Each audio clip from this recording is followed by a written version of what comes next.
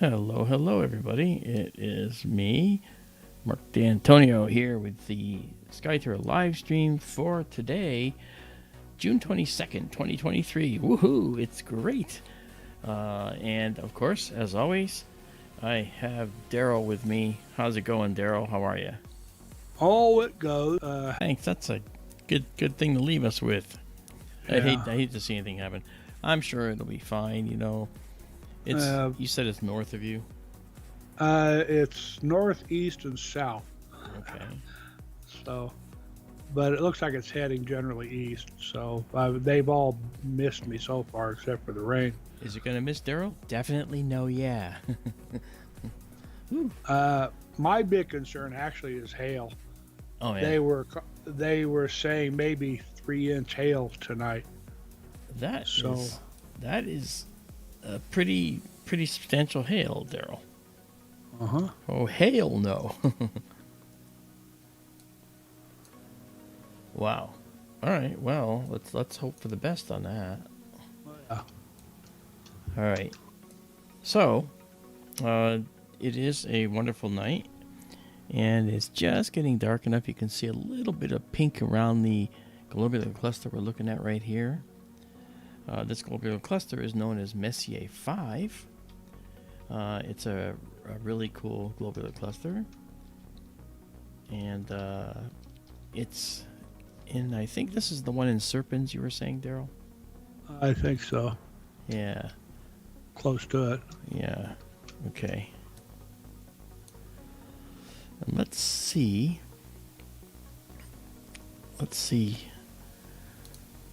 There we are, Messier 5, globular cluster. Yeah, and so I had took the liberty of already getting the focus set up for the telescope, and I took the liberty of, after getting the focus set up, I took the liberty of locking it in, putting in the temperature compensation, and starting a stack on this particular globular cluster. So let's zoom in on it and check it out, because we can. Yeah, look at that. I don't know, you got to wonder about these star clusters. And in the past, none of us really thought that there were black holes in the center of them, and of late that's been discussed, and maybe that's true. Maybe there are some black holes that are That's the new hotness, I think. the new hotness. That's exactly right. It's the new idea. It kind of makes sense, but we should be able to image the black holes at the center of the cluster, and I'm sure that those studies are being done. That would take some time. Probably have to image it over a period of 10 years, maybe 5 years. You can see some motion around the center. If you can actually look to the center, I mean, you can, but it's very, very compact. I want to say hi to Justin T, who's the first one here. Nicely done. Thank you. Marcin Johansson's with us. Okay, Michael Hedrick, nice. Tim F, woohoo. Izabela. Nah, you didn't get here first, Izabela. She said, darn again, I couldn't get the first. Nah. Yeah, even though you couldn't sleep, Isabella's running on very little sleep tonight. Daisy and Zoe are with us. How are you guys? And PG, there's Petita. Hi, Petita. It's nice to see you here. And then there's other people lurking in the background that aren't putting their names in the chat, I'm sure. Okay. And we have ERRT Radio, Radio. That is Ronald. How you doing, Ronald? Good to see you. And I wanted to welcome all of you to our stream tonight. I have a pretty busy rest of the week and next week and the week after. So I'm not sure how much I'll get to stream. Over the weekend, maybe. But once Tuesday comes, I'm flying to New Mexico, and I won't be back until July 10th. And unless I can do some streaming from one of the sites out there, which I'm actually going to at the Roswell conference, which goes June 30th to July 2nd. I think on the 1st, I'm doing another live audience event, SkyTour live stream with a live audience. And then I will be doing a talk on propulsion of UFOs that uses physics to discuss in the layman's terms how they may get here from very, very far away. And the secret is they don't actually travel the space between here and there. They punch out of the 4 dimensions of X, Y, and Z moving through time, go into a 5th dimension that is highly controversial, but highly possible in string theory. And then they punch back in wherever they want. And they don't travel the intervening distance. They only go from one place to another in sort of an instant. And the actual time it would take, one of the, I think it was a Stanford physicist who calculated that the time it would take to go from here to Alpha Centauri using this method is about 20 minutes of total time. And to do it, we would only need a fusion reactor. And with the strides that Lawrence Livermore has made, this is a very possible future for us. So I see interstellar in our future, and not violating the speed of light. Hey there, James Dugan and High Fantasy. Good to see you. Michael Galea is with us. Nice to see you as well. Yep. Fantasy says, I'm an 11th dimension kind of guy. That's why I think this is all a simulation. Well, I can't argue with the whole simulation crowd because, once the Matrix came out, everybody thought we were living in a simulation. And so we got to be careful about that, don't you think? I mean, maybe, I can't say fantasy's wrong, but we have evidence to the contrary that it's a simulation. Anyway, and Michael Hedrick says, I wish I could go with you to New Mexico. Sounds awesome. Got a new job, busy too, need to use the 5th dimension. I bet you do. Fantasies, Warp 7, let's go. Yeah, no kidding. All right, let's see what we got over here now. So this isn't a bad view for just starting up. Let's see if we can knock down the center brightness to resolve it all to stars. Look at that. That's really pretty. Look at that, Daryl. A lot of yellow stars Yeah. around it, in it, around the outskirts of it. Yeah. A lot of these stars, are as old as the universe. And that's what's interesting about these clusters. They are among the oldest stars out there. There is a population 3 star that's we have population 1, which are the current ones we see in the night sky. The population 2s are the earlier ones, and the population 3s are even earlier. Very strange thing, because that we've only had population 1 and 2 throughout all the years when I was working in astronomy and getting my degree. It was only population 1 and 2. There were some differences, but interesting stuff. Yeah, population 3 stars are another new hotness, I guess. Thanks to Webb. Mm-hmm. That's okay. To be an astronomer, you have to be open-minded, because the universe is always going to throw something new at you every second. Yeah. You mentioned black holes and globular clusters a little while ago. Speaking of, I gather that the LIGO just got back online. Oh. And it's been upgraded, so hopefully they'll be showing us some new stuff here. Yeah, I think they're going to do their diligence and do the research, and the research is going to take, probably a couple of years to get public, because that's kind of how it goes, Yeah.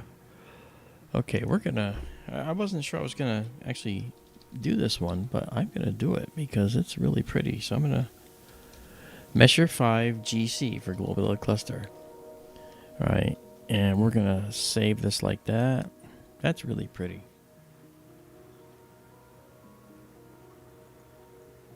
Yeah, the word population, Michael, he's asking about he wasn't aware of the word population as it relates to stars. Give you an example. Okay, these stars here that we're looking at, right? These are stars that only have predominantly hydrogen in their atmospheres and helium, and they were made with those elements and a few trace elements of others. They weren't made like the sun with elements already that had been in existence because of other stars going supernova. These are among the first stars ever made in the universe, so they have the most simple compositions of other stars. And so that led to discussions of population 2 stars versus population 1 stars. The sun is a population 1 star. It actually has calcium, magnesium in its atmosphere, and helium, and there's carbon in its atmosphere that wasn't made in the star. It was made with it. Okay, so when fusion started, there was already a collection of gas that had all these elements in it, and those elements in that gas actually made up the star. So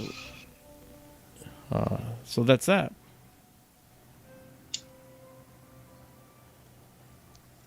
So Justin T's excited about SkyTourShop. That's pretty cool. Yeah, if you're interested, guys, we are a nonprofit, so do check out our store on Etsy. It's called SkyTourShop, and everything that you buy there, depending on the laws in your state, are probably they're write-offs for you, because you're basically effectively donating to our nonprofit corporation. This I believe to be true, so I have to look at that a little further. I asked Marianne Robb, who is our treasurer, to look into that, and she thinks it's true, but I'm just being cautionary, and I'm not quite sure. But hey, you check it out. We got some really cool stuff up there. Okay, if you haven't seen it, go to Etsy, search on SkyTourShop, all one word, and you will see just about 90 different products up there, from playing cards to coasters to beds, queen-size blankets for your bed with our imagery on them. So we have a giant Christmas tree nebula and cone nebula that's a giant blanket, 80 inches long, by 60 inches wide. It is just the coolest thing. And Robin Curtis spent a lot of time making some of the earlier products, and she actually bought a whole bunch of them. And sent me just last week, more of these coasters. They're just dynamite. I'm using them right here for my iced tea that I'm drinking. It is the neatest thing. So, I think it's just a really cool. We've got desk lamps, really cool lamps, and the products are kind of unique. They're not just run-of-the-mill. You want a lunar eclipse wall clock? I got a lunar eclipse wall clock that actually has one of our lunar eclipse shots. Beautiful red moon right in the center with numbers around it. And we also have the Rosette Nebula wall clock as well. So you can get a Rosette Nebula with this gigantic, with this clock around it. It's really pretty.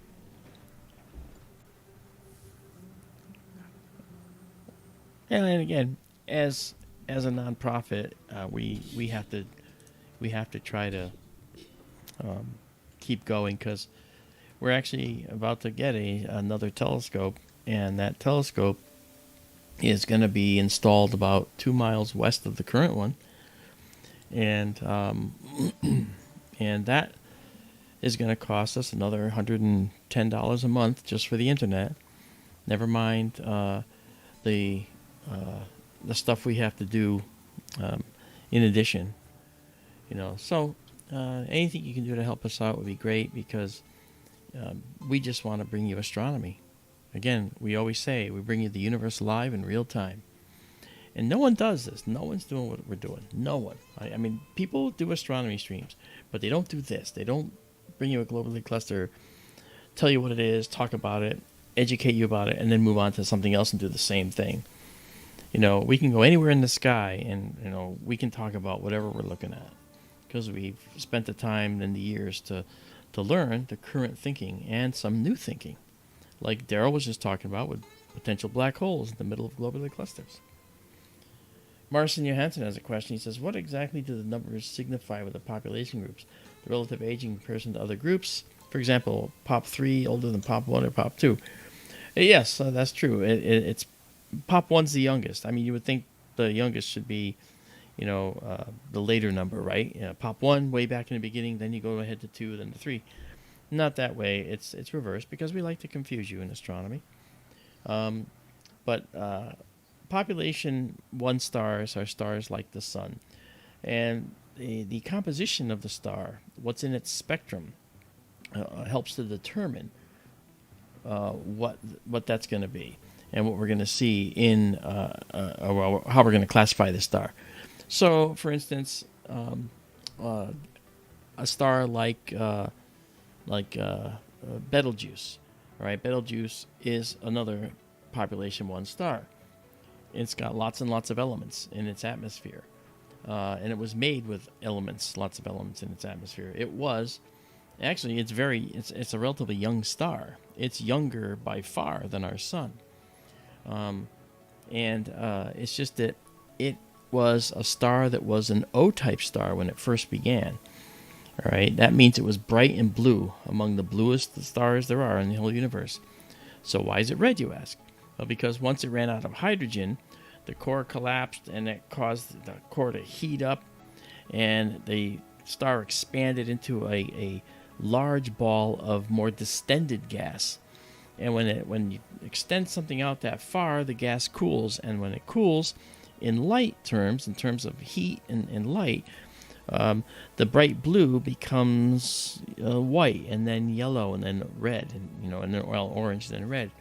And Betelgeuse became red because the outer layers are very, very cool. The core of the star is still really, really hot. Hundreds of millions of degrees, right? And hundreds of million Kelvin. So that means that the star itself, being very young, you see, stars can look any way. They can look any way based on their evolution and their evolutionary track, as we call it. And so this, the process of seeing Betelgeuse as a very young star compared to our sun, and you think, well, Betelgeuse is about to go supernova, so it must have been around a long time. No. In fact, stars that go supernova tend to be a lot younger than the sun by far. The sun is 5 billion years old, and Betelgeuse might only be 15 million years old. I don't remember the age of Betelgeuse. I think people calculated it. But it's going to be something along that, So, I think this is, that's again, that's a population 1. Population 2 are stars like we see here in this globular cluster. They don't have a lot of elements in their cores and in their envelopes, right? They just have predominantly hydrogen and helium, as we said. And the population 3, the population 3 stars, I have to do a little more research on to, first of all, see if I buy into it, which I probably will once I read these scholarly papers. And then from there, I'll be able to talk about it with you. And Daryl's been kind enough to answer in the chats, too. As I understand the Pop 3s, I want to say they came up from James Webb discoveries. I believe, don't quote me, I'm no expert on any of this, but if I remember correctly, the Pop 3s are thought to have been some of the very first stars that came into existence after the supposed Big Bang.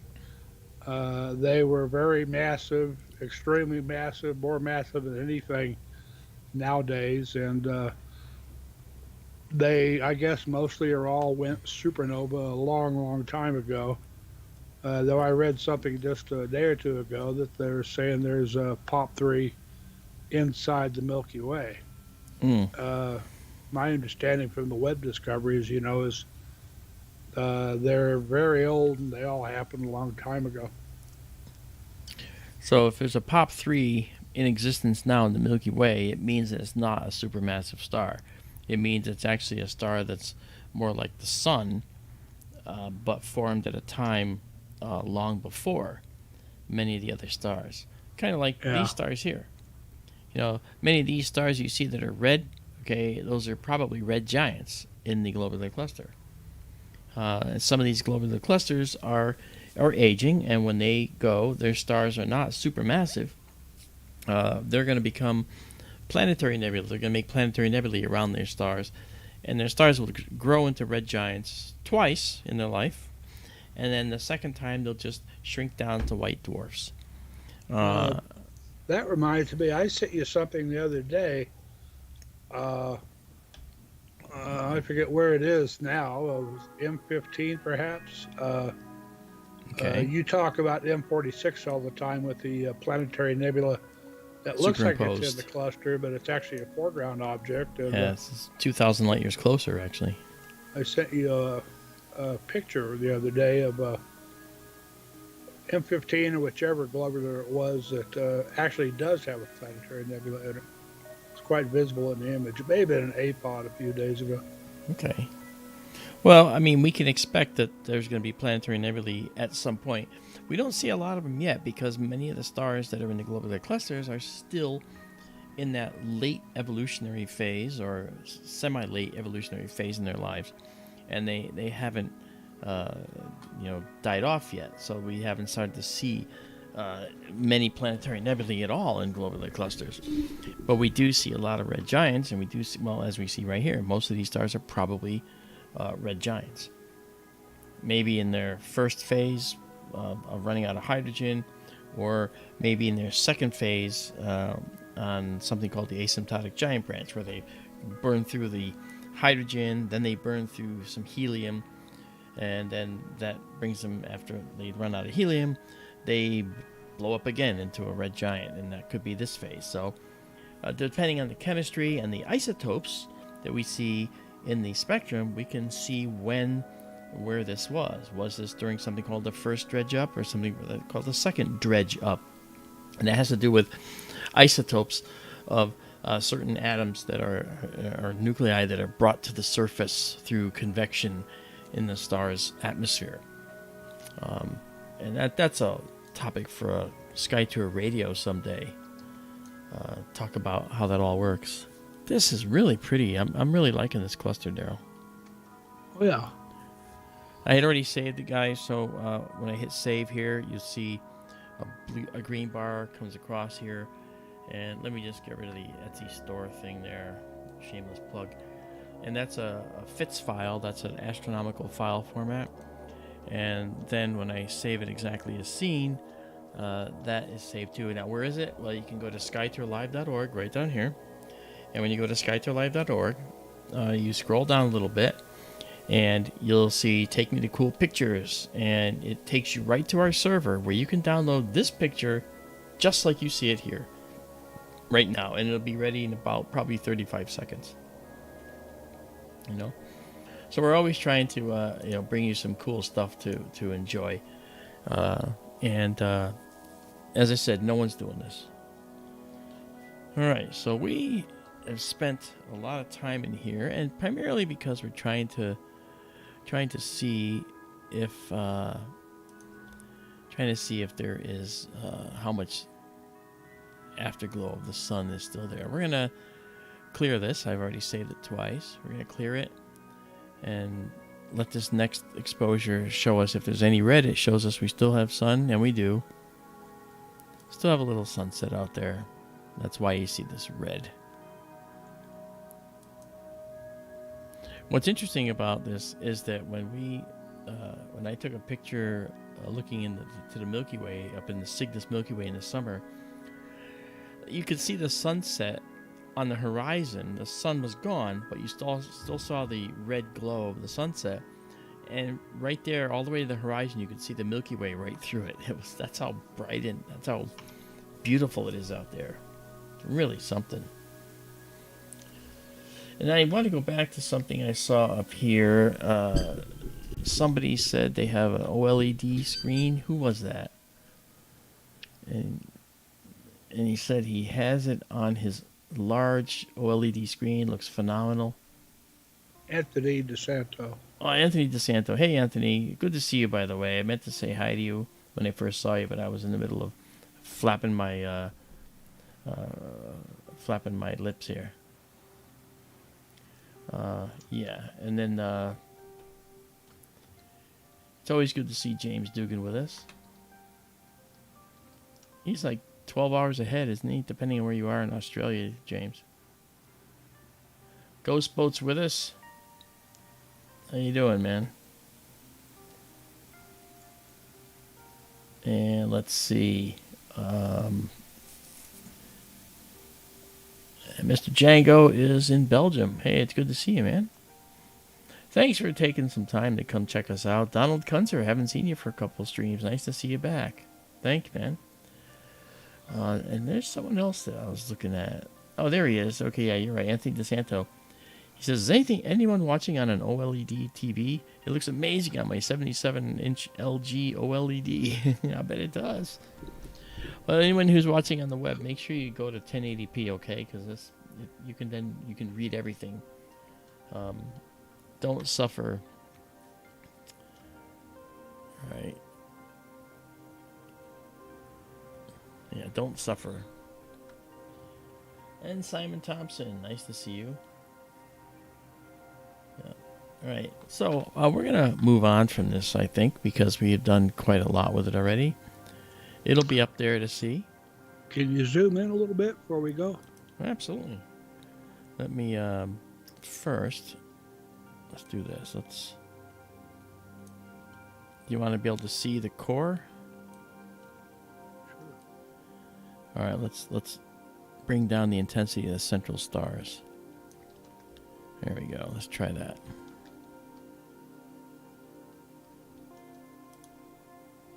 Oops. Wrong key.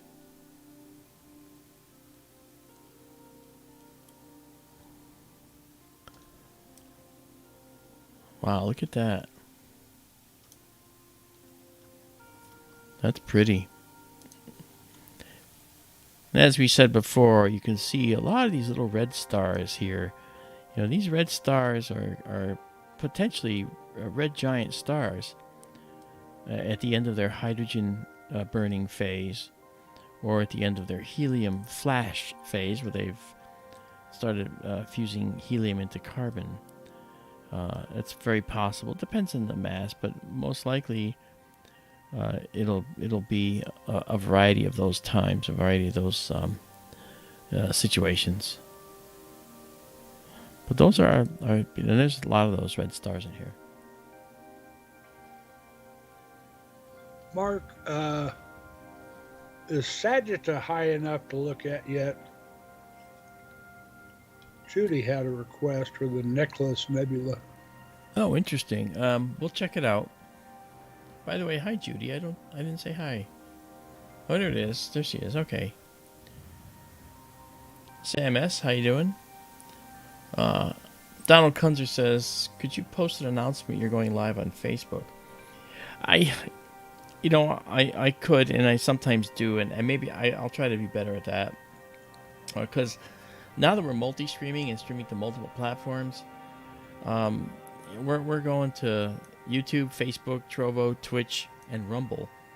And I can't make the streams ahead of time on each of those and then may have them all go live together. I have to just go live at a certain, time, and with the multi-streaming software, I say go live, and off it goes. I could do a physical announcement though, and I'll try to be better at that, Donald.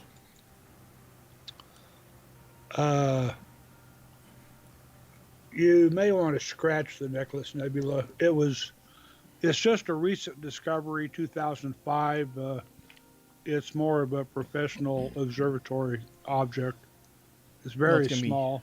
It's going to be low in the sky. It needs more focal length, probably. Yeah. Well, and the second... more aperture, too. Okay.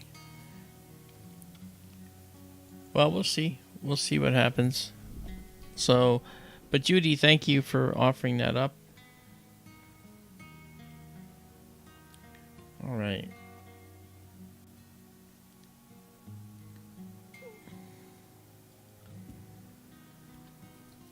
Oh, yeah, 47 Tucani. Yeah, the globular down there. Say what? I was talking about James Dugan says you should see 47 Tucani or NGC 104. It's the biggest in the southern hemisphere. Oh. What about Omega Centauri? I know they rival each other. I thought Omega was the biggest. Yeah. Okay, one more save, just because. All right, this is the second batch. All right, save exactly as seen. Anthony says he knew about the stream because YouTube sent him a notification. It's gotten complicated on YouTube, but if you go to SkyTour live stream's front page and subscribe there, and then hit the bell, I think will give you notifications when the stream is live.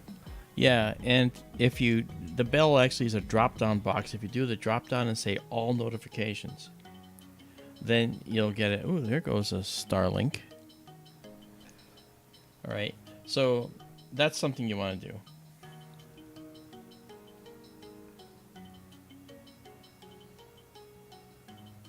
Judy says I was not sure it was possible regarding the Necklace Nebula. Yeah, sorry, Judy. A very small object. Not that we're not professional, but we are what I call a public consumption observatory, where we actually do really cool things for people to see. Yeah, it's a planetary nebula, but it's 15,000 light years away. It's really small. And its listed diameter is 0.35, which it didn't say a watt. It'll look like a star.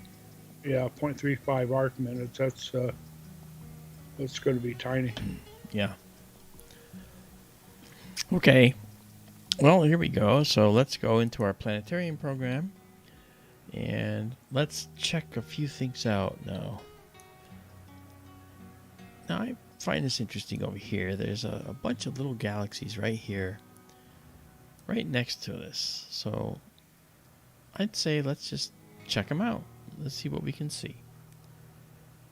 And we'll identify them in a minute. Okay. This is an E0. It's an elliptical, very, very circular elliptical. This one, this next one, it just says -2 for that one. I don't know what that means. Okay. Well, anyway, let's go check out where we are. All right, let's let it settle down. Let's let it finish searching, and then we'll get a guide star. There we go. Calibration. Zeroed in, and I see a galaxy right there, right off the bat, in our 1 second exposure. Well, let's do a 25 second. No, I'll do 20 second because I might have some light from the sunset still. This is good. Nice. Now we'll do the live stack, which has the previous image in it. And we'll clear this.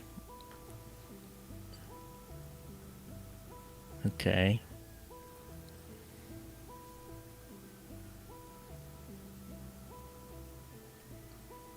All right, here we go.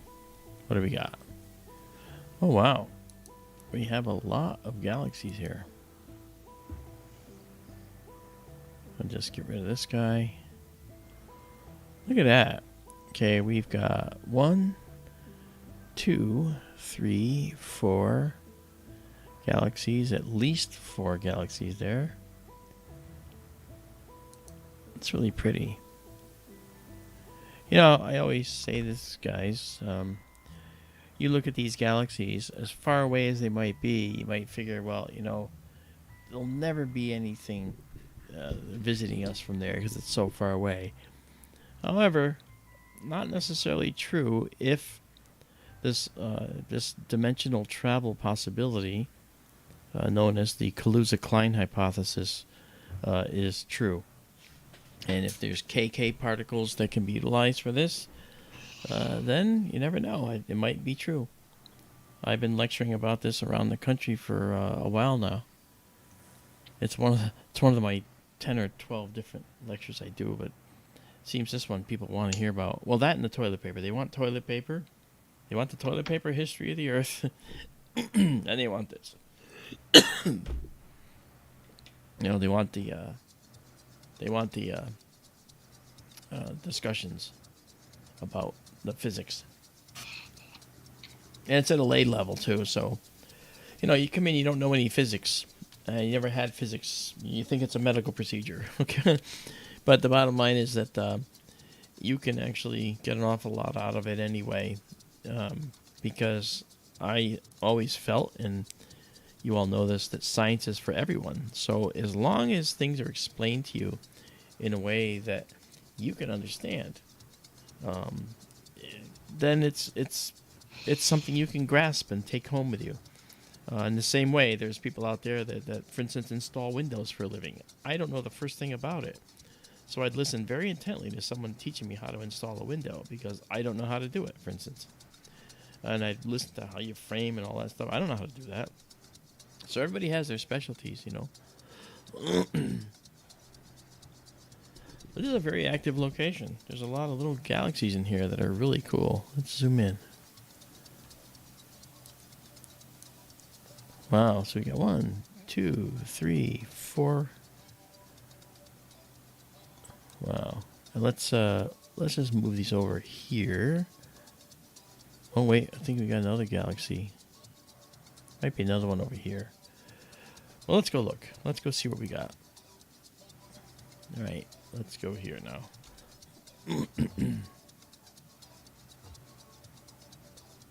All right. So we have 1, 2, 3, 4, 5. 6. Where's the 6th? Straight up. Oh yeah, that one. Is that this guy? Let's go see. So we have 1, 2, 3, and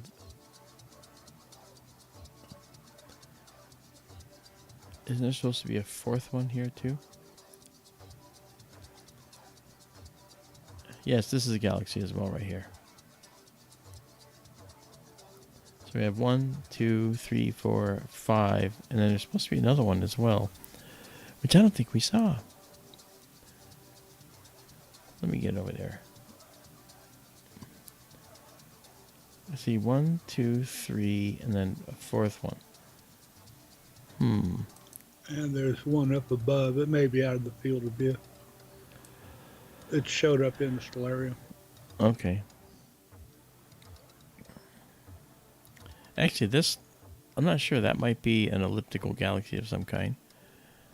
Well, in any case, you can still see some structure. This has actually got a really interesting structure to it. This one has a really interesting structure to it. You can see the distended outside arm, the spiral arms. This looks like a barred spiral right here. Looks like a steering wheel galaxy. Let's go see if we're correct. The left one here. This guy. Yep, it's a barred spiral. It's an SB and barred spiral, and you can see the bar going across. This one in the middle that we're looking at right here, that's an E0. That's an elliptical galaxy that basically has no gas in it at all. It's just stars. Ellipticals have always perplexed me because I just don't know how they could exist like that. Massive, like the M87.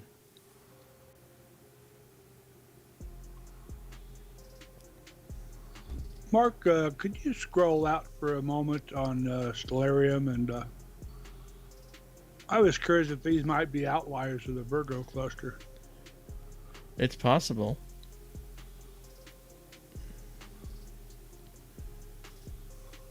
I mean, Virgo is going to be pretty far over. Well, yeah, you're over Libra.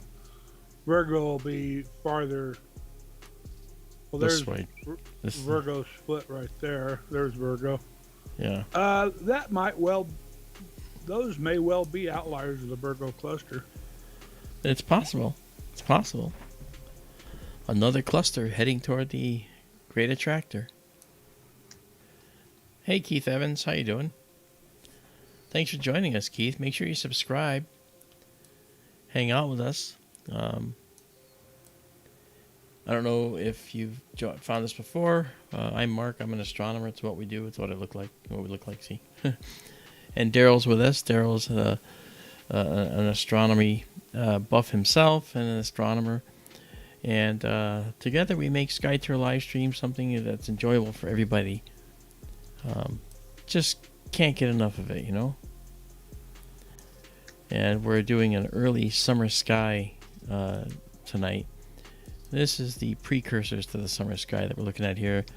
These galaxies here. I think that is a galaxy right there. So we have 1, 2, 3, and then 4. Alice Pooper had a question. Why do certain galaxies have names? Probably because they're well known, they're big and bright, they have interesting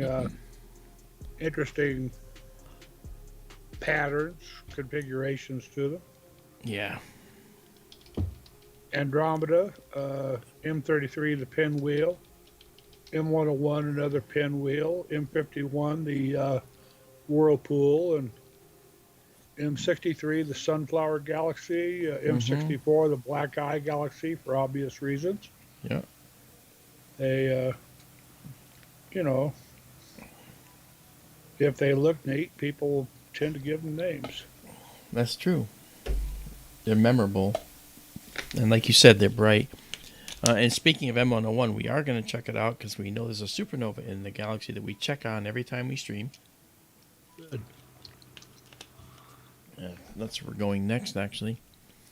So look, we had 2 satellites run right through this cluster.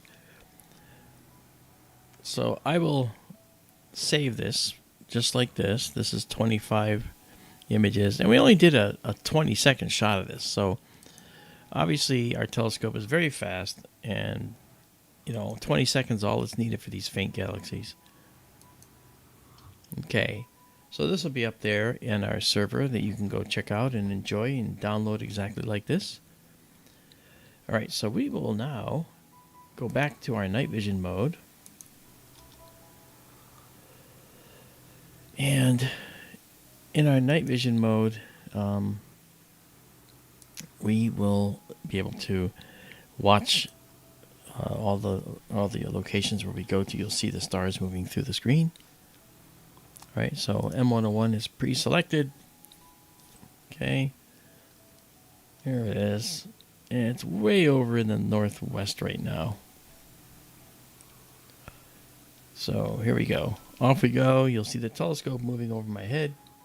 There it goes, and you'll see the streaks of the stars because the telescope's always looking. Daisy and the Cowboy. Hey man, how are you guys doing? I saw you at Marianne's that one time. I don't remember when that was. Do you?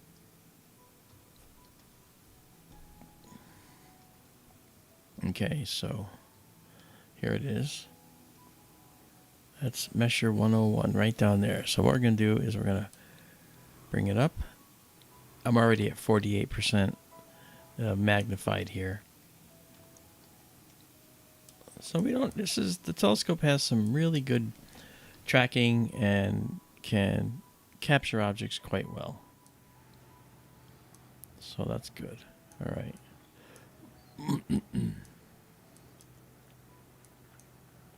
And for our internet, the observatory is green, meaning that not the physically green, but I'm saying we do not use energy from any public utility. We are off the grid.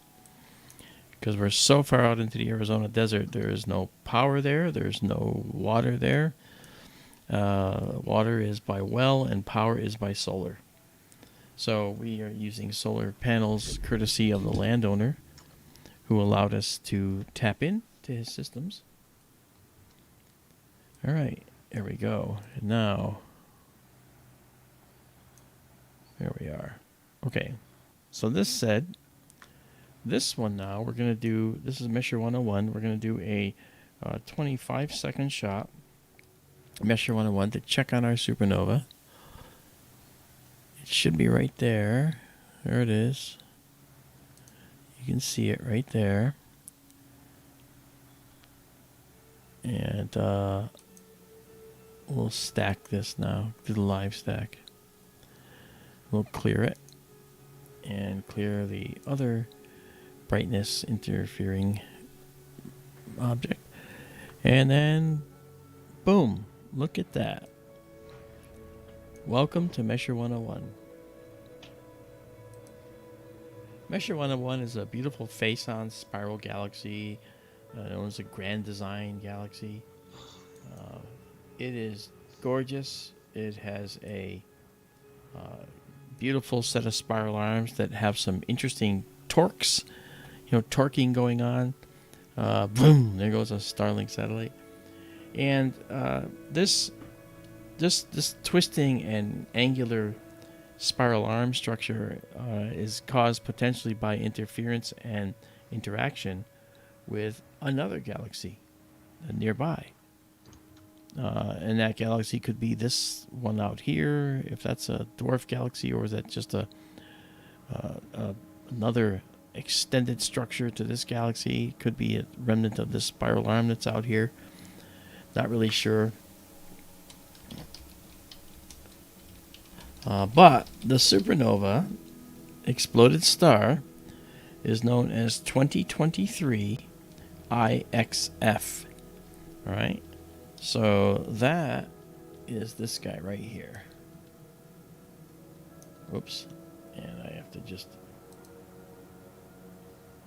make sure I change that right there. Okay.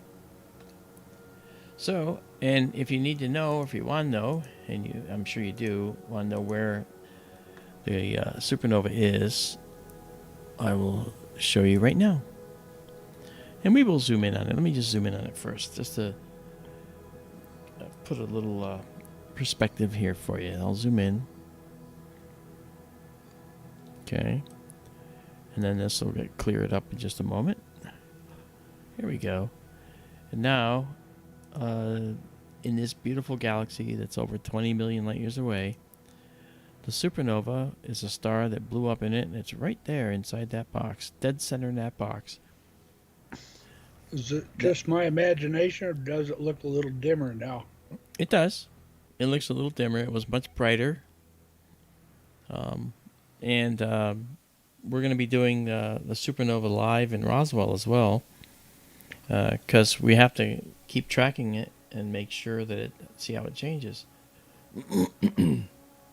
Will that be on Sunday, or is the day of the week set yet? Yes, and it's June 30th to July 2nd is the conference.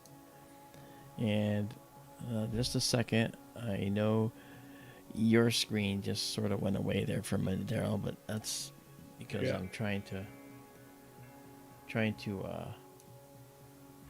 get to the Roswell site to show people.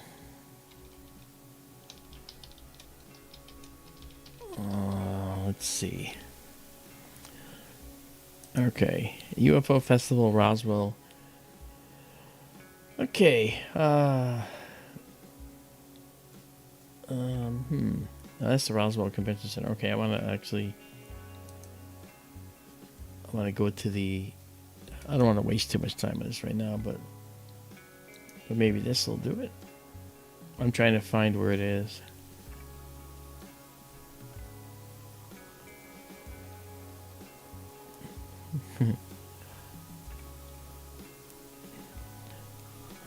That's okay.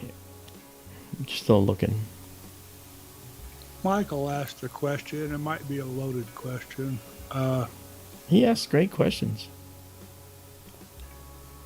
All right, what's he got? He asked it earlier, evidently.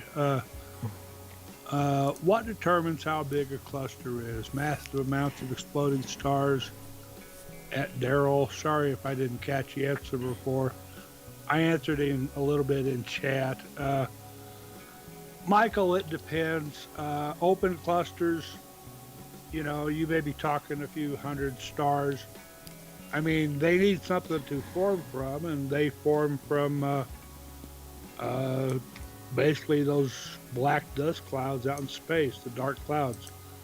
Uh, they form in nebulas, and they tend to form at about the same time, so the stars are about the same age.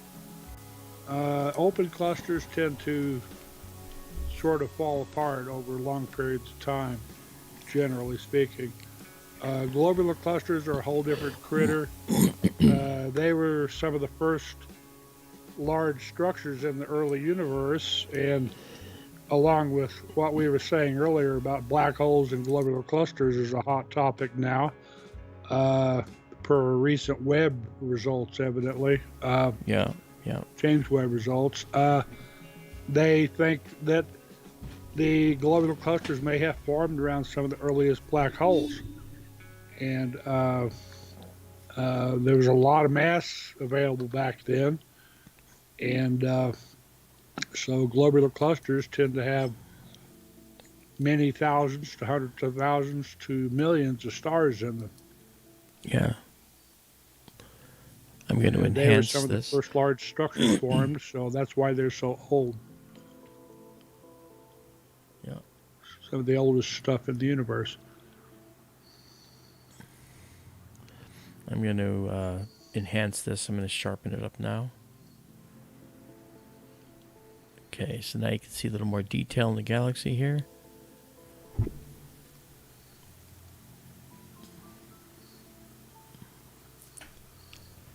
That's pretty. Marson asks a question: will there be a Pine Bush Festival this year? Already happened, didn't it? Yeah, Ronald, radio, he says, yeah. Here, and he was there, actually. I was actually at Contact in the Desert when that happened. I couldn't go this year. First time in a long time. First time in a long time I couldn't go to Pine Bush and speak, but that's all right.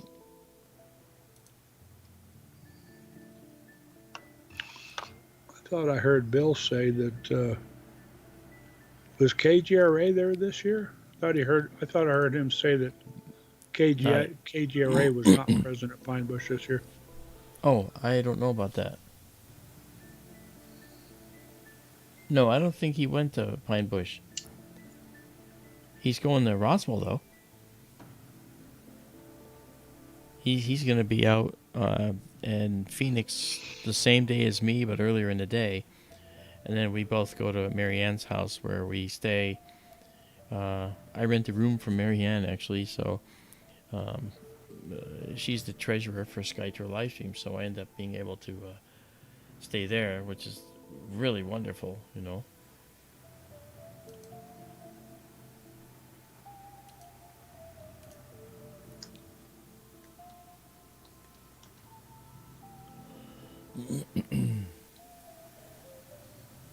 All right, so Dean, as I said a little while ago, weeks to months. It's well, dimming already. read the question. How long will the supernova be visible? Okay. Generally, they last weeks to months. And this one's already gone a month and a half to 2 months now. Hey, Z-Bike, how you doing? Dean Bostador, good to see you. Gladys, good to see you. Just over a month. We first learned about it on May the 20th. I think it was actually discovered on the 19th. Yeah. Yes, Michael, I said that elliptical galaxies, by and large, don't have an awful lot of dust in them. And not a lot of spare gas, because he asked the question, elliptical galaxy is mostly all stars and no dust, did Marc say? Yes. And the way the reason for that isn't really clear, and not sure why. But if you think about it, elliptical galaxies, if there was one elliptical galaxy that had lots of dust in it, then that would be a teaching moment, because we would see that means they were formed from something else, and possibly the dust and gas that was no longer present in these galaxies was basically removed or made into something else.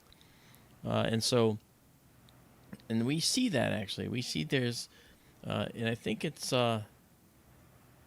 Messier 110, Andromeda. Messier 110 actually has a dark lane in it that we see it when we photograph it, and it's an elliptical galaxy. But it's an E6 or so. It's an extended one. The E0 is of a sphere. E1, 2, 3, 4, 5. And they get a little more oblate as they go. And this one is like an E6 or an E7 even. And it's actually got a dark lane in it. So that kind of implies that maybe the elliptical galaxies may start with spiral structure, and through interactions and collisions with other galaxies, it's possible that they end up losing a lot of their gas and dust somehow. When we look at M87 and the Virgo supercluster, it's the heart of the cluster, and it's a giant elliptical galaxy. It's the biggest galaxy in the cluster. Yeah. It's huge, and it's an elliptical. It's the one that has the big black hole in the center that LIGO and Virgo looked at a few years ago. Mm-hmm. And we've actually seen the jet coming out of it. Yeah, we could capture that with our scope. Galaxy time is going away, folks.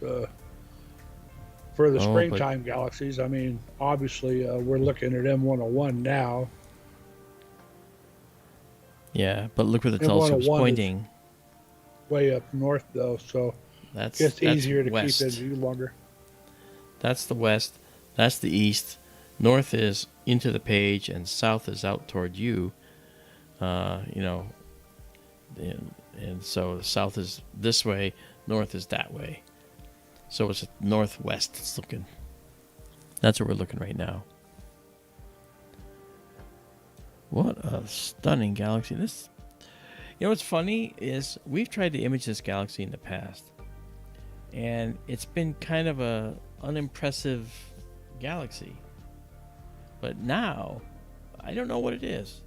It's a much better performance that we're getting out of this telescope. Remember how we've done that before and got not much of anywhere? Yes, I think we've seen that with a lot of objects. Yeah.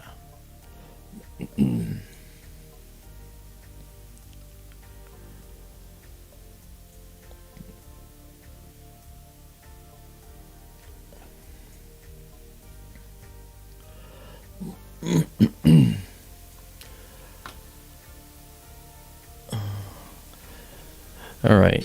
So what we're going to do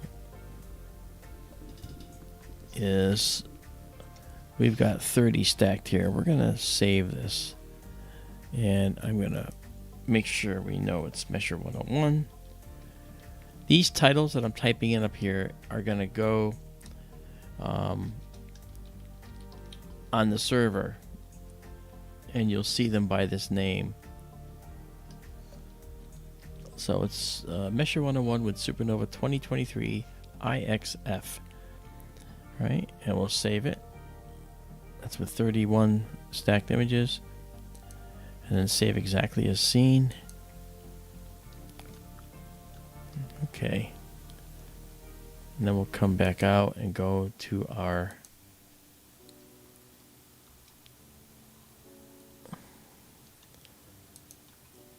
night vision mode. And we'll go find something now to check out to the music of Gymnopedia. Okay.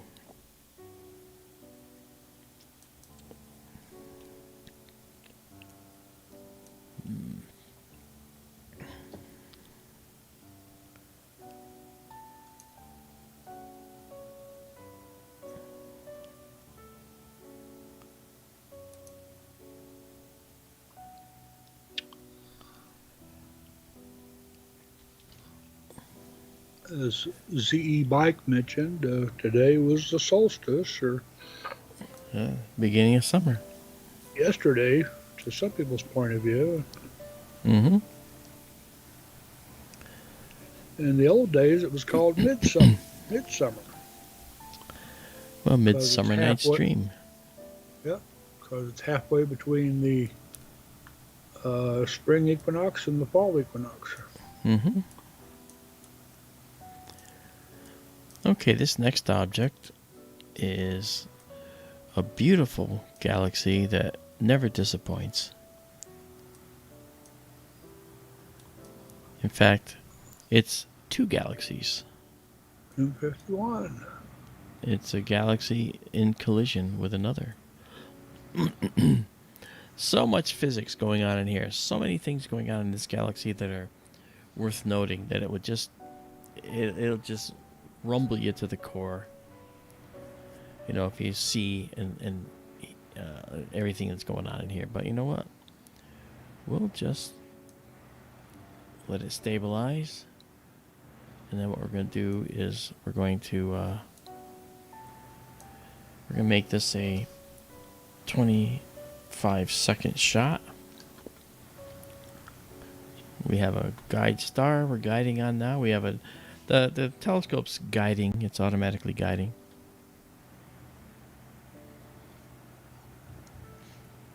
I think you can see right here.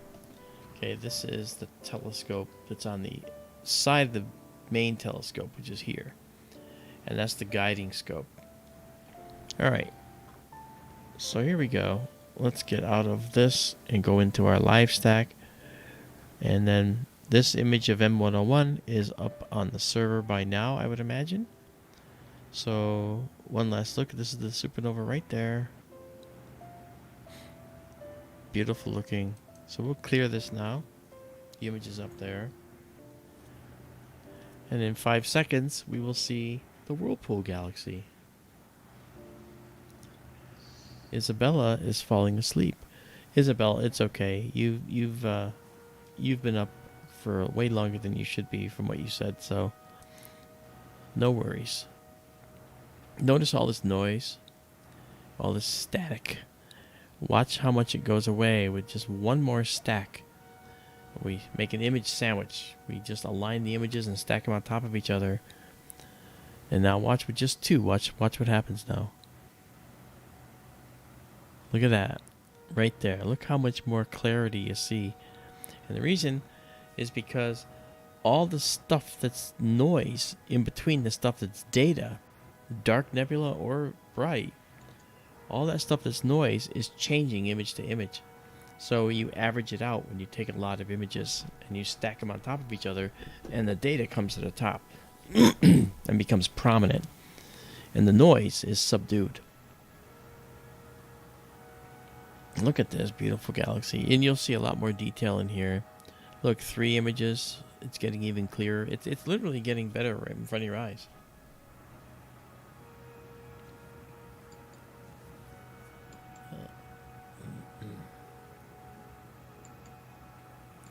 Izabela, thank you for putting that up there. She's put the address of Messier 101 up for you guys.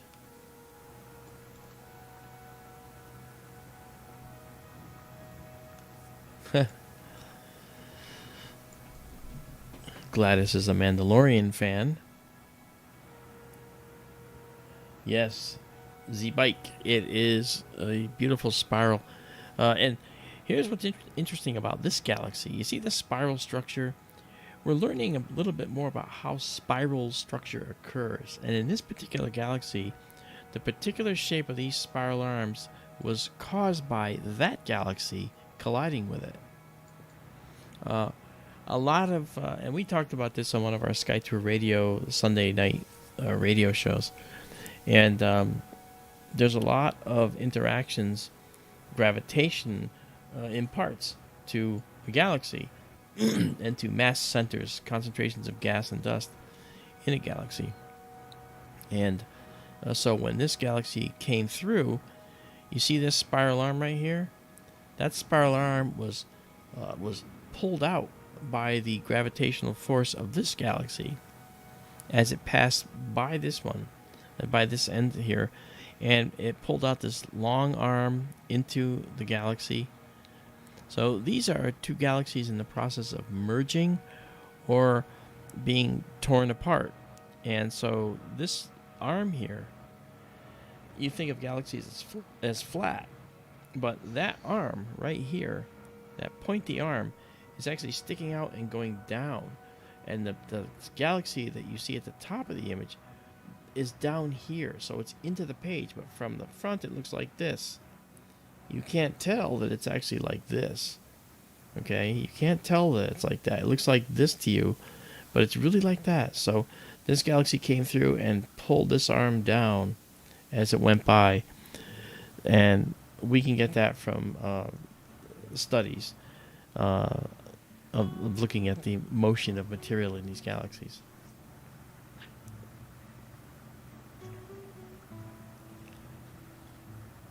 Mm-hmm.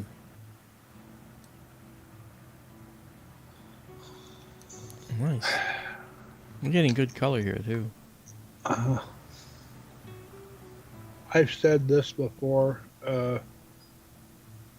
I got to see M51 Whirlpool galaxy in a satellite one night high up in the mountains with a dark sky through a 41-inch telescope. And it was one of the most stunning things I've ever seen.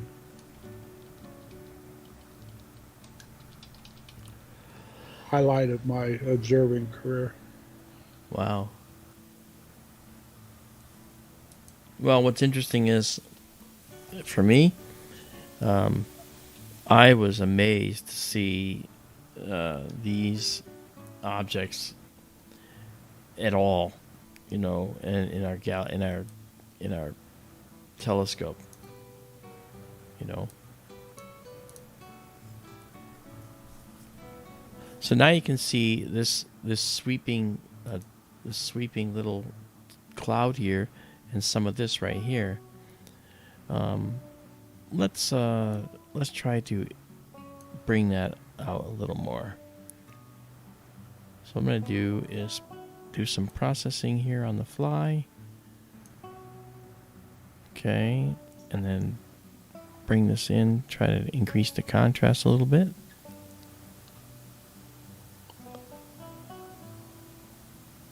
A little more.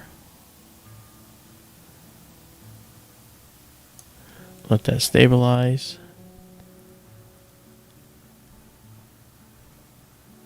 So you can see it right there. You can see some detail in it. This is really nice. Really pretty. Now to see what else is there, we can actually kick up the entire image right here. So now you can see more of it here. Okay, more of this here. This spiral arm you can see is dragged right into there.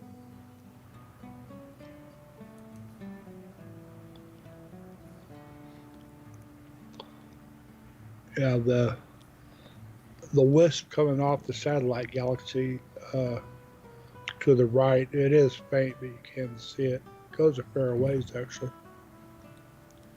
Yeah, it goes way out here, which implies that this is not the first time these galaxies have been circling each other. They've been doing it several times now.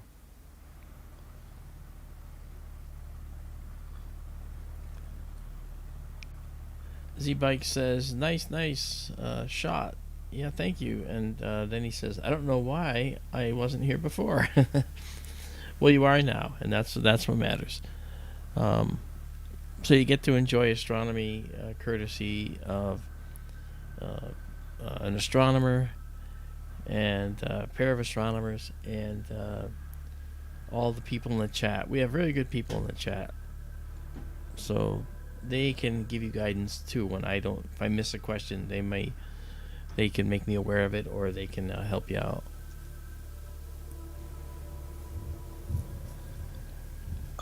ZE Bike, this galaxy is 23 million light years from Earth.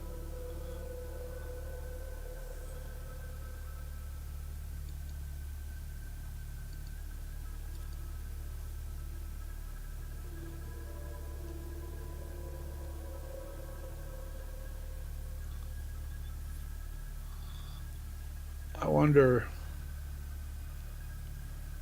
Let's see, M101 is 21 million light years away. I wonder how far away M101 and M51 are from each other.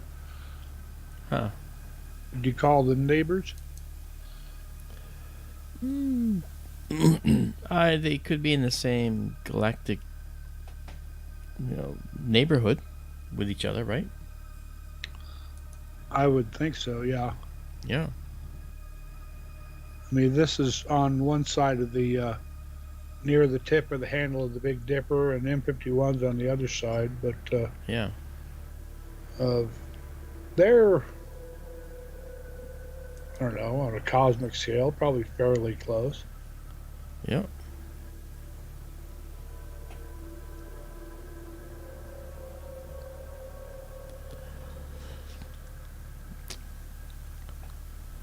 So when I look at Messier 51, I have to wonder what havoc may this galaxy have caused in the parent galaxy as it passes through? Or was this galaxy responsible for this one being ripped to pieces? Did this galaxy, being more massive, rip a previous galaxy apart?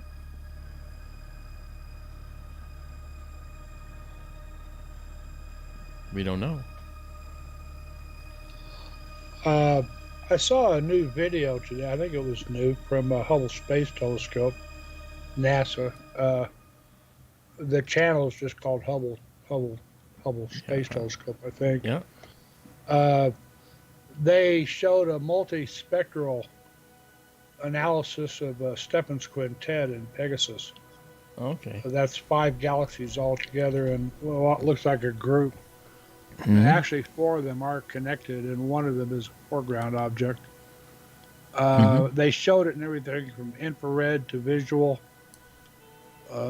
radio, all the way to X-rays. They used the Hubble, the Spitzer, the Webb, and the Chandra X-ray telescope. Fascinating video. I highly recommend you look for it after the show. It's really something to see. You want to see interacting galaxies, it's pretty amazing what's going on. Give me a minute, I'll see if I can find it.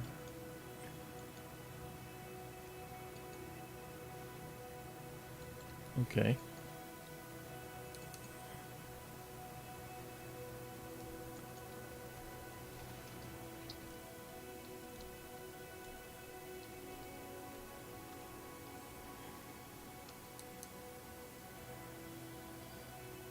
Here it is.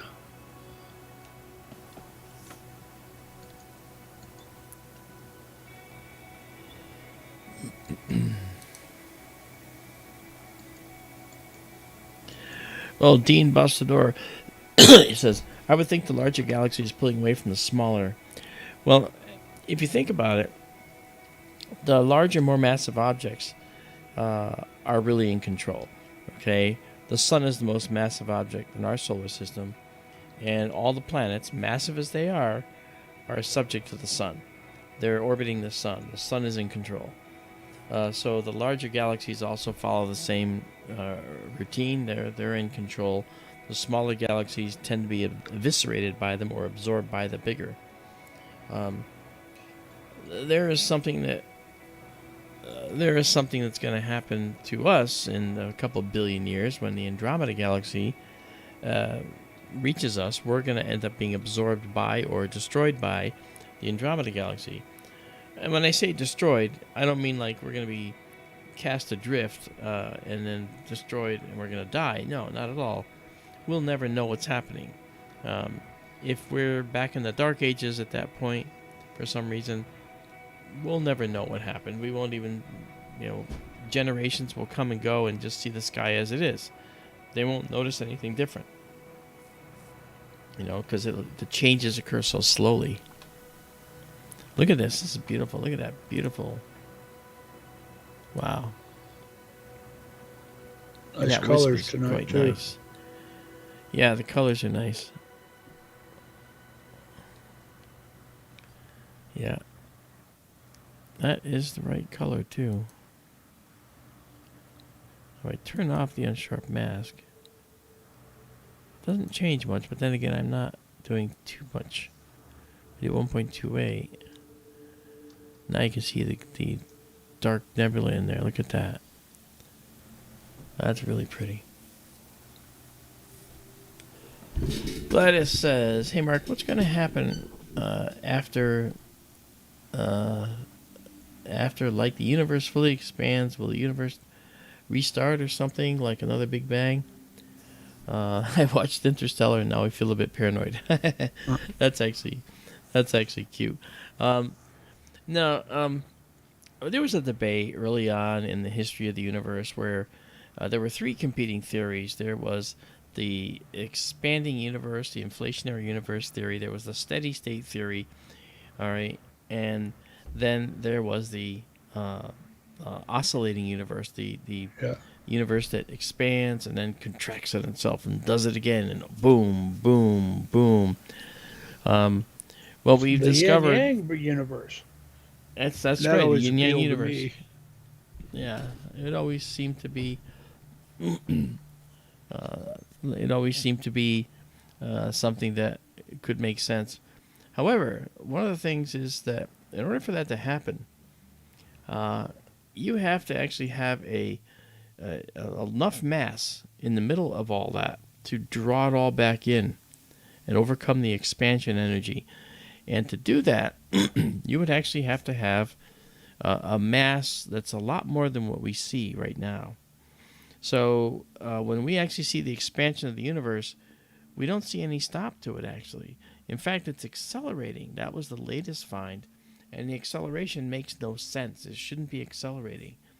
And that's why dark energy was brought in as a potential solution. Dark energy is a repulsive force. It pushes everything away from everything else, everywhere, out to the farthest galaxies. And if that's happening, and that's on a global scale. On a local scale, galaxies can collide and go through each other and everything. But on the macro scale, dark energy is at play. Apparently, I think dark energy is sort of a fudge factor in astronomy. I don't think it really may exist. And don't confuse dark matter with dark energy. That's two different things. Okay. But dark energy is an expansive. It's a force that pushes everything away from everything else at very large scales, and that's why the universe seems to be accelerating as it's expanding. Now, one thing to keep in mind is that when we talk about dark matter, that's a different story. Here you see these beautifully developed spiral arms. See these beautiful arms? You can just follow them right around, trace these spiral arms. But you see, the stars in the galaxy are rotating around the galaxy center, just like the planets go around the sun. So, one thing that happens is that you would think that the stars closer to the middle of the galaxy are going to rotate faster around the center of the galaxy than those on the outskirts. Well, Pluto takes 250 plus years to go around our sun, and Mercury takes 88 days. Obviously, Pluto's a lot further, so therefore it only needs to move at a certain speed to stay in orbit around the sun. Mercury has to go a lot faster to stay in orbit. Otherwise, it would go into the sun, spiral in, all right, at a very simple level there. So if you look at a galaxy, you say, well, let's apply the same thing to galaxies. And guess what we found? We found that all these spiral arms, which are areas where new stars are forming, would have already wound up, all tightly wound up. Spirals would all be very, very tightly wound spirals, if at all, since the beginning of the universe, based on the speeds of rotation and stuff. And that is a problem. So they studied the rotation of galaxies and discovered that galaxies like this one here, right? These galaxies, all right, when they rotate, this central part, these stars are rotating at a certain speed, okay, and they're going that way, And the stars out here are actually moving at a slightly slower speed, but not enough to make it not seem like this is one rigid disk that's turning. It's almost like it's rotating like a rigid disk. And that rigid disk approach is something that has perplexed us for years and years and years, decades. And so what it seems now is that there's some large overarching matter that we don't quite understand.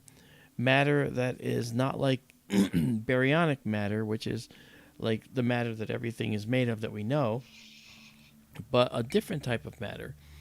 And because we don't understand quite what it is, we're calling it dark matter. The word dark just means unknown. Okay, same thing with dark energy, unknown. So you see how much we don't know, right? So, but it's interesting because the galaxies rotate almost like rigid disks. They do have what's called differential rotation. There is some winding up, but not enough to be to explain the time the universe has existed to now and their state. We should see galaxies much more tightly wound if they rotated the way that planets go around the stars. So that's an interesting development and thing that we found. Okay, we've done enough of these. We're going to save the Whirlpool. I'm going to make note of it. This is Messier 51, the Whirlpool galaxy. And we'll save it. And save it exactly as seen. All right.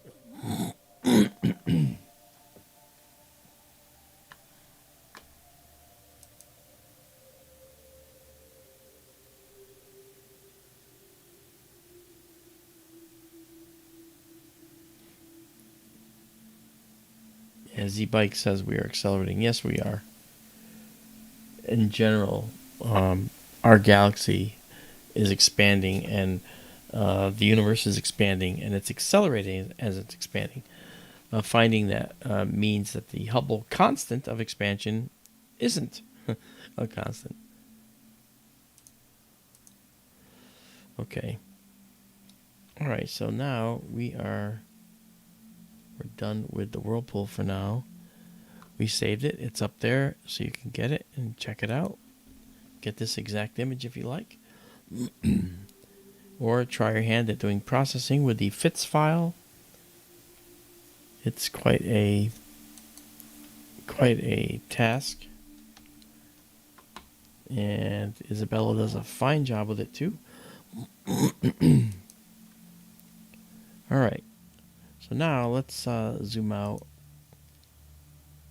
and go to not 25. Let's do 33. Okay, there we go. All right.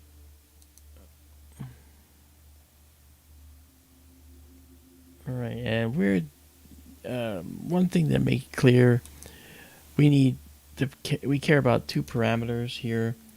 We care about the exposure time, and we care about the gain. Okay, obviously I care about all this, but primarily the exposure time, how long we're letting light fall on the sensor, and how sensitive we're making the sensor. We can adjust the sensitivity of the sensor, right? And right now we're at 200 gain, all right, and we did a 25-second exposure. So that's kind of a low gain. We usually use 350, but let's go see what else we can see now. And we're gonna come back around to our summer sky that's coming up here. Oh boy, it's looking good. Let's go check out Antares. This star is so big that if you put it where the sun is, it would go past Jupiter's orbit. And it will go supernova someday and ruin the heart of the scorpion forever. The scorpion will have a broken heart.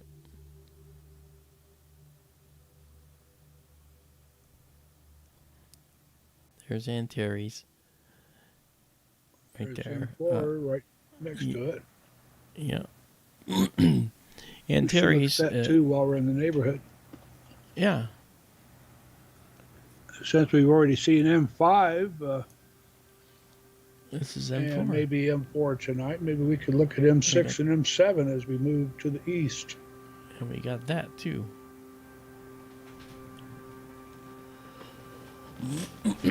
Messier 4 is another globular cluster. You see it right there. Antares is so bright that we're actually getting halos around it. We remove those in post processing, but you won't see them removed here because we can't do that.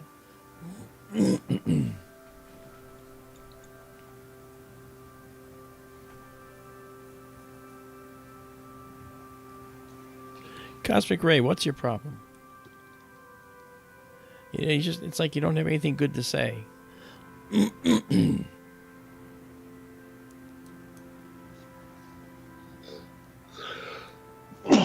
Excuse me. Is that a sneeze? Bless you. It was. I couldn't get to the mute button in time. It snuck up on me. That's all right. That's okay.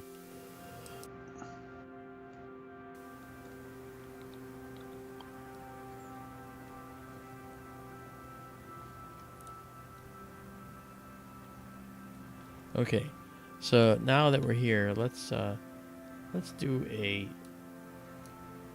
we're gonna do 35 seconds, and you'll see why in a minute. Of this shot right here. All right, and we are guiding now. Let's go. So Antares is a bright orange star. Okay, we'll clear our Whirlpool galaxy. Antares is a lot like Betelgeuse. It's a red supergiant, and it's along with Betelgeuse another great candidate for a supernova sometime. When we look at Antares, it's actually a double star too. It has a very faint secondary, which I've never seen. It's very close to the primary star.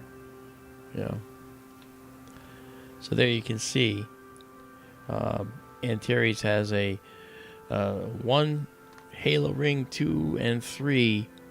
Okay, all these secondary reflections, which is, of course, all because of the fact that the telescope is so fast that whenever you point a very fast, optically fast telescope at a bright star, you're going to get a lot of these artifacts. It looks like I have to restart this because the stars are slightly elongated. So we do get wind out there. You see those spider webs dancing about, and that's a big tube with a gigantic wind catcher there at the front end of it like that. That's a pretty easy to move the telescope when it happens. Oh, you're explaining to, is it, who was asking there? Dean? Was that Dean? Who was it? Anthony DeSanto. Oh, Anthony, okay. So Anthony DeSanto asked about what's Messier mean. There's a Messier catalog, which Daryl is explaining in the chat as well. And the Messier catalog is something he put together. He was a comet hunter, and so he was putting together objects that were not comets, as Daryl's just said in the chat. So you hear it in voice and in writing. And so that's why there's a Messier catalog today. Objects to avoid.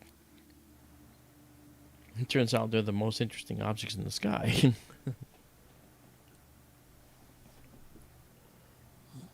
Yeah. He didn't find all 110. He started the list, and he had several other contributors to the list. what was That's his right. name? Machine, Pierre Machine, I think, and Yeah, McCain. Yeah, is it McCain or Machine? I'm not sure. and William Herschel, of course, he contributed to it also. Look at that. Now you guys see why I did a 35-second exposure, because around Antares we also have copious amounts of red nebula. This is no longer sunset light here. This is actually red light from emission nebulae, that is hydrogen nuclei, or atoms actually, that had their electrons bounced off because of the ionizing radiation from nearby stars. And then as those electrons rejoin the hydrogen atom, they give off this red light. It's a multi-step process.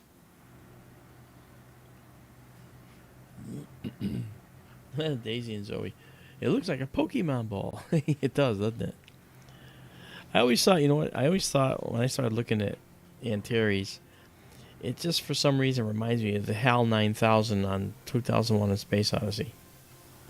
I'm sorry, Dave. I'm afraid I can't do that. Or, Dave, I still have the utmost confidence in the mission.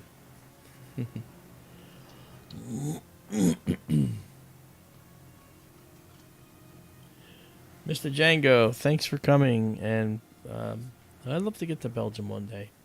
But thanks for coming, and I know you have to go to work. We're not going to go that much longer anyway, but you know, we do what we can. Have a great day.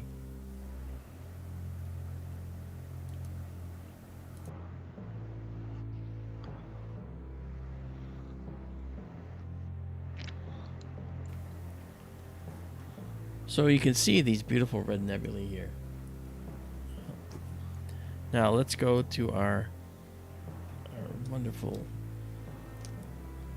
planetarium here. We'll zoom in, and now you see that where we are is here. There's Antares right there, and then we have NGC 6144. NGC stands for New General Catalog, and it's another catalog of interesting objects. Then you see IC catalogs, okay, IC 4605, IC 4603. That IC means index catalog. So there was lots of catalogs done, for this. So I think that for all these objects, so it's pretty interesting.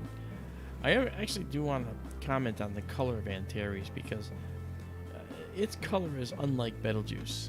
This star is much more red than Betelgeuse, and you can see it's an unearthly red. Just something else. It's interesting. We have two globulars in the same field of view there, M4 on the right, and the other one Marc mentioned. 6144. Okay. I forget who the astronomer was. This happened over 100 years ago, I think. Lesto Schleifer. I forget who it was. He did an analysis of the location of globular clusters in the sky, and he found that they tend to concentrate toward what we now know as the center of the galaxy, off the tip of the teapot in Sagittarius. Springtime is galaxy season, summertime is globular cluster season. Yeah, of it's 100, actually 150 or so globulars in and around the Milky Way. They're concentrated most around the neighborhood of Sagittarius.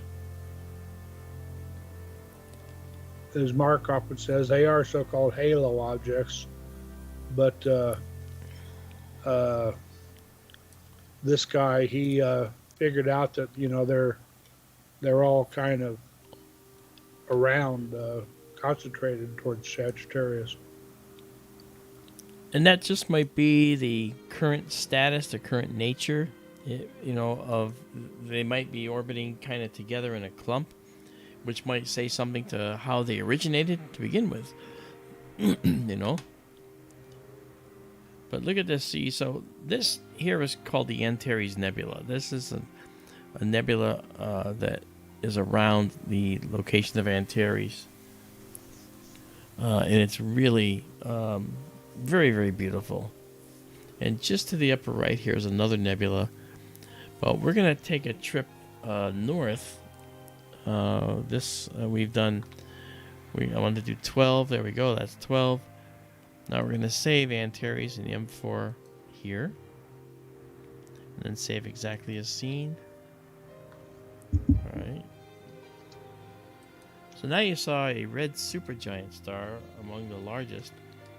And it's a star that is going to eventually go supernova. I hope we can see it. I'd love to see that happen. Hey, Marco.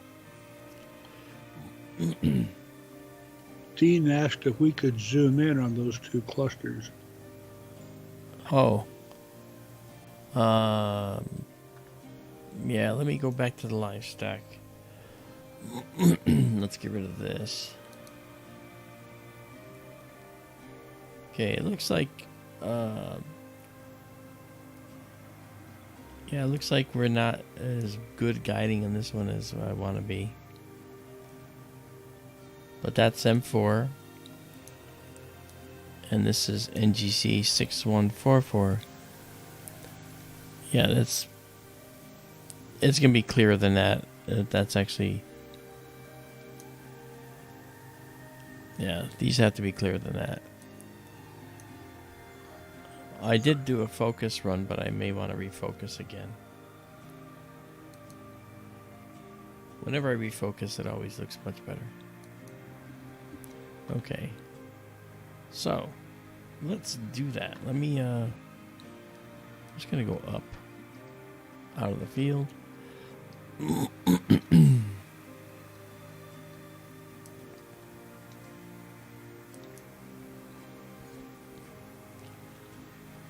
Okay. And now we're going to do a focusing run.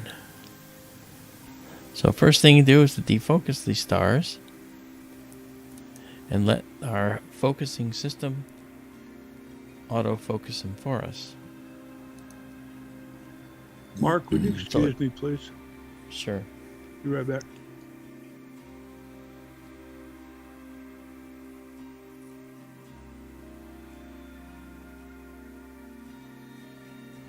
Anthony DeSanto, he says, what are we sitting around? Is that the refractor we're saying or seeing? You might mean seeing.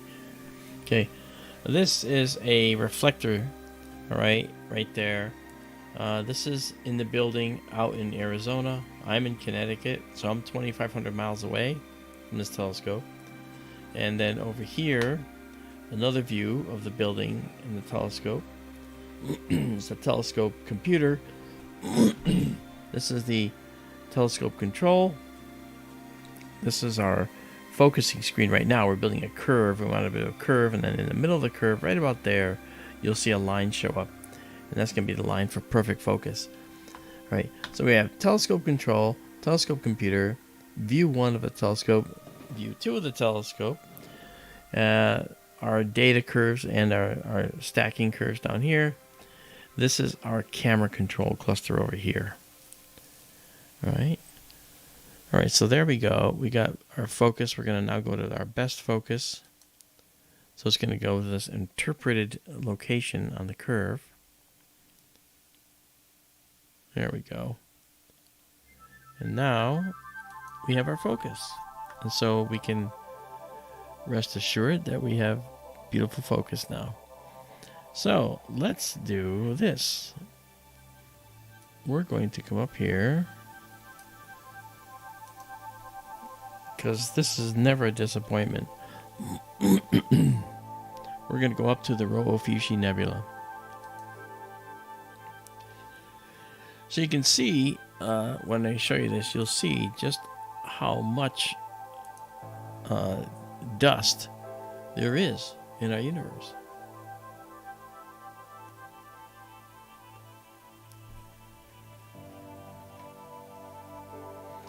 The criterion for focus, Ray, is the star image is actually as small as it can possibly be.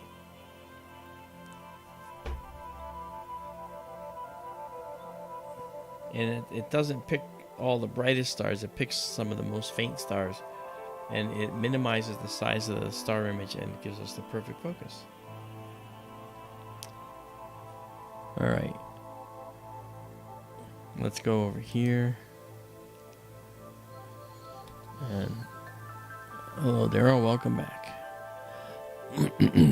So this is Rho Ophiuchi right here.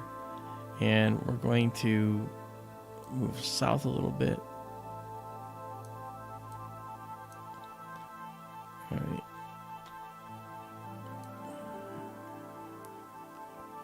Okay, I'm just going to keep going south a little bit. Because I know something you may not know. That's not enough, but that'll be good enough for now. And then I'm going to move us east a bit. So our telescope's turning to the east, you know. Okay. Now we'll wait the 14 or so seconds it takes to get the guide star. And then we're going to do a 40-second exposure. Then you'll say 40 seconds. Why 40 seconds? You'll see. There's a lot hidden in this view that you don't see. And now you're about to see it. So we're going to come in here. We're going to get rid of this last shot because it's up there on the server right now. And then we'll see what remains hidden to our eye. This is really a stunning location.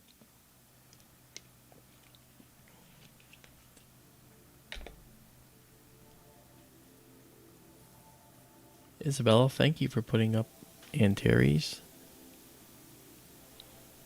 And here comes our first image of the Rho Ophiuchi Nebula. Look at that. That is not an artifact. That's actual. That is the dust clouds. The massive dust clouds of Rho Ophiuchi. Look at that. That's incredible.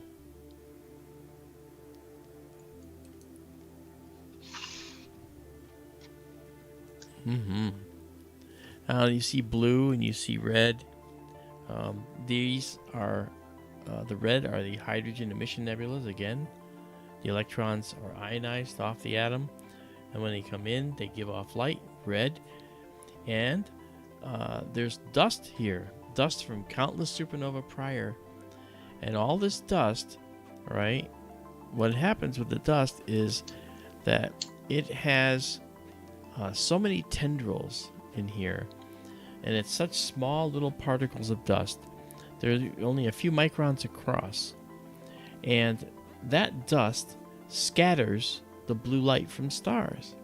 And so whenever there's a bright star and there's more dust than there is gas, then you'll see the nebula looking blue rather than red.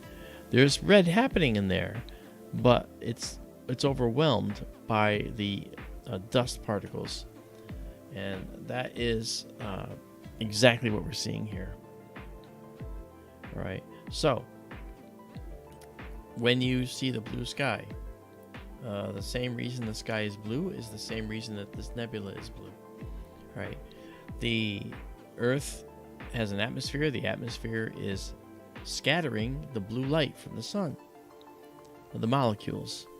And in the same way, these molecules of dust are scattering the blue light from the stars.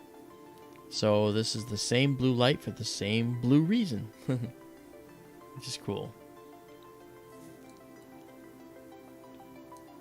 Look at this detail, and this is really nice. We're gonna try and pull some of this detail out now. I know we've only done 4, but we're gonna try and I'm gonna extend the curve so I can work on it better. There we go. Let's pull this up the curve. This is our dark level.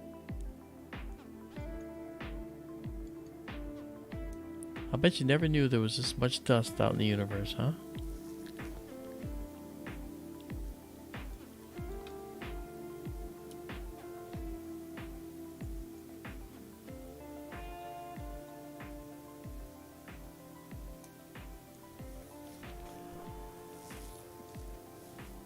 The Rho Ophiuchi Nebula is often stated to be one of the most colorful, if not the most colorful nebula in the entire sky. And it really is. We've done mosaics of this one. And what I'll do actually is I'm going to eliminate this guy and I'm going to run the full screen, get rid of the telescopes for now, so you can see this full screen. Here we go. Oh, look at that. This is just beautiful.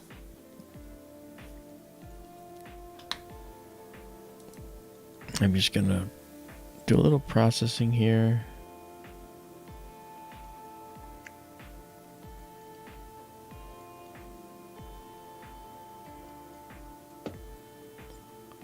Very subtle nebula. Now, you see it here in this view, but guess what? If you're in a spacecraft traveling through it, you might not even know it's there, because so few atoms are responsible for doing what you see here that you might not even notice that you're traveling through a dark dust cloud.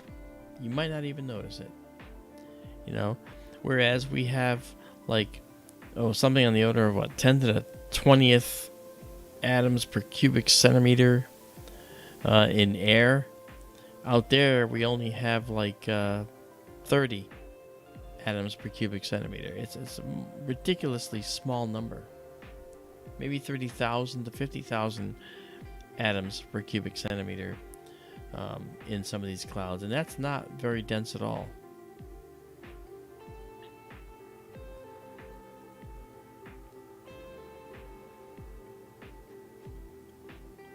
Oh, Michael Hedrick, that's actually clever. He's looking at Rho Ophiuchi, I'm suspecting. He says, look, it looks like an H2O molecule, like a hydrogen and 2 oxygens or something. Or, I'm sorry, 2 hydrogens and an oxygen. It kind of does, doesn't it?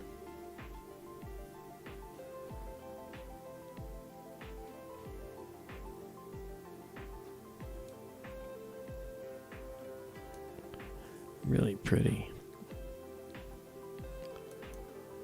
Let's see if I can pull out some more detail here. Look at that. Look at this right here. This is beautiful. This little black area here. That's very interesting. And all of this black material you're seeing, all this dust, came from previous stars that exploded and blew their guts out into the interstellar medium in the same way that what we saw in Messier 101. But that was in a different galaxy. In this galaxy, this is what we see as a result. We see all this dust that was made, all this other gas and dust came from the original hydrogen, plus the hydrogen that was actually manufactured in hydrogen fusion, because hydrogen is another byproduct of fusion as well, and then all the other elements. And it's a primordial soup. It's a primordial soup from which life comes. And so this dark nebula, this is where life comes from. These dark nebulae. Yeah, life starts in the cold.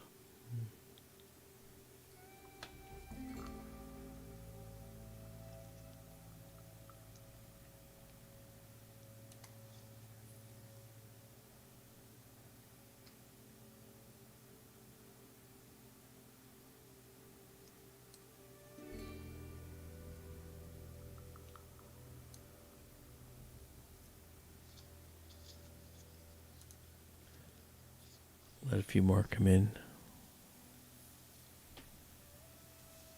Mm-mm.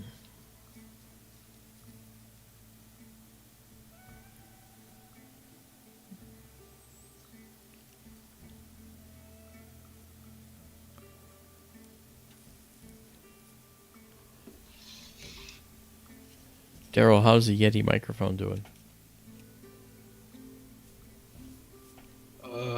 Okay, I guess. Yeah. I know you and Yeah. Izabela say it sounds good. It still sounds dense to me, but if it works, it works. It does.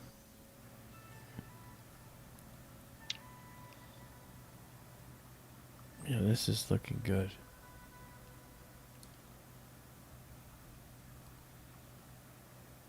That's good right there. Let's see if we can pull in some detail here. Yes, sir. Look at the complexities in here. Really pretty. And this is only at 200 gain. Normally we shoot this at 350, but I wanted to shoot it at lower noise because the higher gain makes more noise in the image.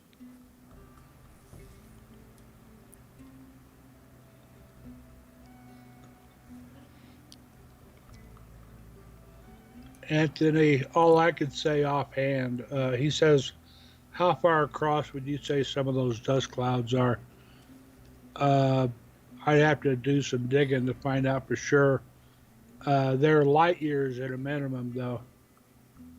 I mean, Yeah, as an they're example, quite large. the Orion Nebula is what, 20 light years across? I forget offhand. Thought it was bigger than that. Well, from wisp to wisp, I think it's like 20 or 24 light years. Hello, Jane Murdoch.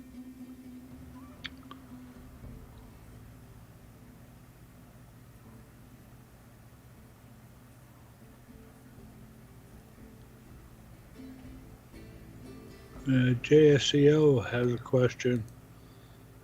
What would make the reds in this image such dark reds going to purples?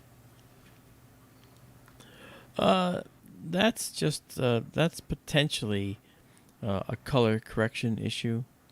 Like if we come back in and come in here and color correct this, you see how the reds now look red. We just color corrected a little bit. That'll help make things look the way they're supposed to. And then we would actually do that color correction on the fly as needed. With each exposure, sometimes it comes in a little bit different.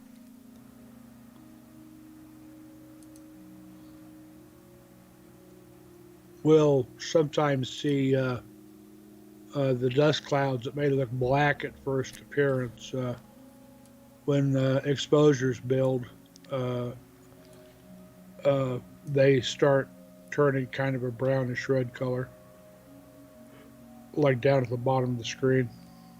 Like right here now. Yes. You can also see it almost looks three-dimensional, but there's no way to know what three-dimensionality that's actually following, if any.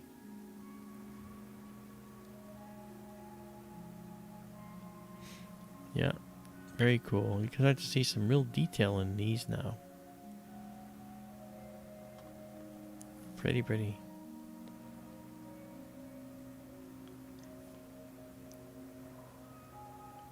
I think I'm the one turning into a pumpkin now.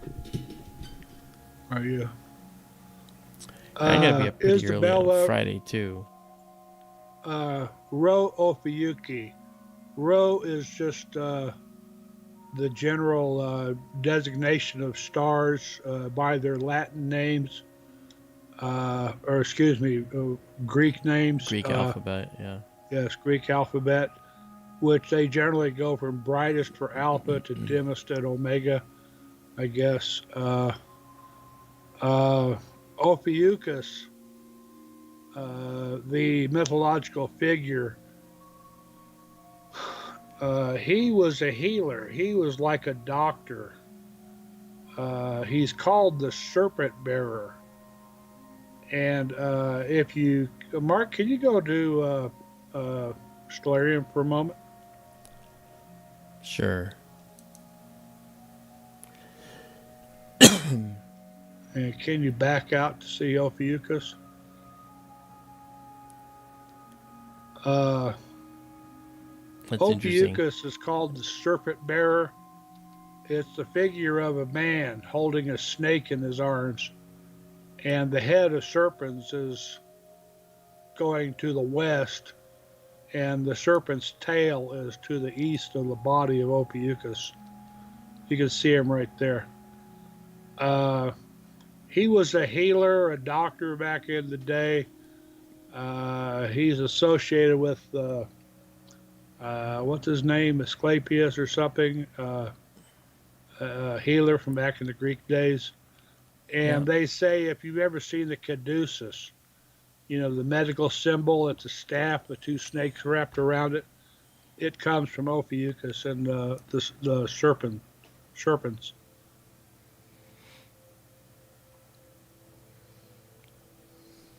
Yep. Yep. Yep. And Rho Ophiuchus is actually closer to Scorpius than it is to Ophiuchus. Yeah. Just sits right above the head of the scorpion. In fact, the sun goes through Ophiuchus for like, was it between 2 and 4 days of time? Yeah. We say conventionally that the sun is in Scorpius just by its right ascension, I guess, from west to east. But it spends more time in Ophiuchus than it does in Scorpius. Right. Wow, this is really pretty. All right, let's redock our stack, and let's bring back our telescope. Here we go. And let's auto size this. There we go. This red object here is a star. The question was in the chat there earlier. But now you can see the details. Look at this. This is not sunset here. Okay, this is actually red emission nebula.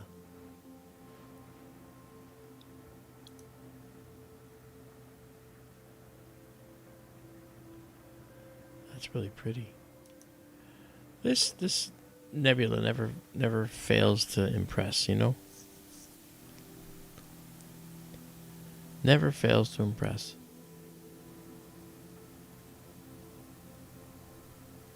I saw somebody wrote, I think it was Gladys, or was it Jane? I can't see. Oh, Gladys says, Mark, if you found a star, would you name it? If I let's say we could find a star, let's say a new star formed and we caught it. Would we be able to have it named? Possibly. But there's a set naming convention by the International Astronomical Union, the IAU, and we would not have a full say. There would be a lot more hands in the soup, so to speak. Look at that. Stars, it's highly unlikely. Comets, your chances are much better of getting the comet named after you. Asteroids, they often assign names to them. And the discoverer can suggest a name, but the IAU will be the ones ultimately making the decision on what it's called. If you're nice, maybe you'll get a name. Yeah. So what do you think, guys? Isn't this a cool nebula? The IAU were the people who ultimately decided that Pluto is not a planet. That's right. Don't forget that. Who do they think they are? Yeah.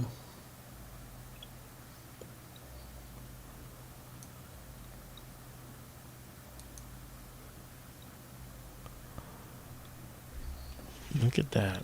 Really pretty. Okay.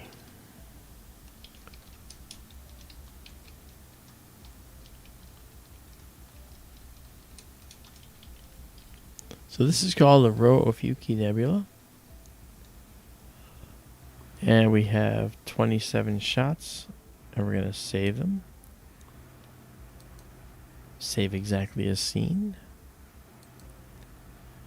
Alright.